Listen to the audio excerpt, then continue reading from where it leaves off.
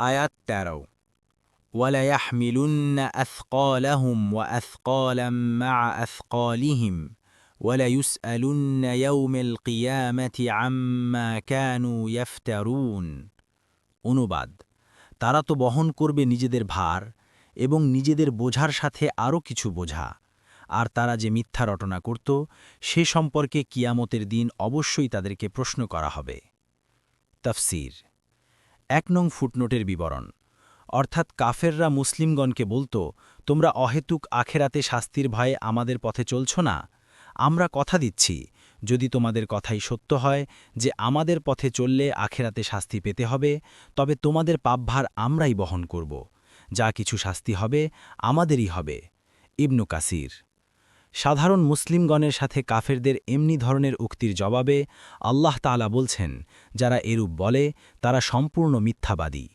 আখেরাতের ভয়াবহ আযাব দেখে তারা তাদের পাপভার বহন করবেই না, কাজেই তাদের এই ওয়াদা মিথ্যা। তাছাড়া তোমাদের পাপভার বহন করে তারা তোমাদেরকে মুক্ত করে দেবে, এ কথা তো ভ্রান্ত ও মিথ্যা। তবে তোমাদেরকে বিভ্রান্ত করা ও সত্য পথ থেকে বিচ্যুত করার চেষ্টা স্বয়ং একটি বড় পাপ।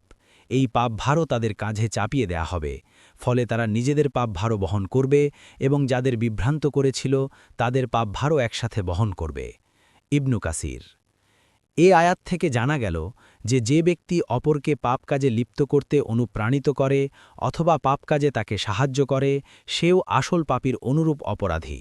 কুরআন মজিদের অন্য এক জায়গায় এই নিয়মটিকে অন্যভাবে বর্ণনা করা হয়েছে, যাতে কিয়ামতের দিন তারা নিজেদের বোঝাও পুরোপুরি বহন করে এবং এমন সব লোকেদের বোঝারও একটি অংশ বহন করে যাদেরকে তারা জ্ঞান ছাড়াই গোমরাহ করে।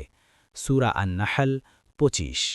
আর এই নিয়মটি নবী সাল্লাল্লাহু আলাইহি ওয়াসাল্লাম নিম্নোক্ত হাদিসটিতে বর্ণনা করেছেন, যে ব্যক্তি সঠিক পথের দিকে আহ্বান জানায় সে তাদের সমান প্রতিদান পাবে যারা তার আহ্বানে সাড়া দিয়ে সঠিক পথ অবলম্বন করে, এজন্য তাদের প্রাপ্যে কোনো কমতি করা হবে না।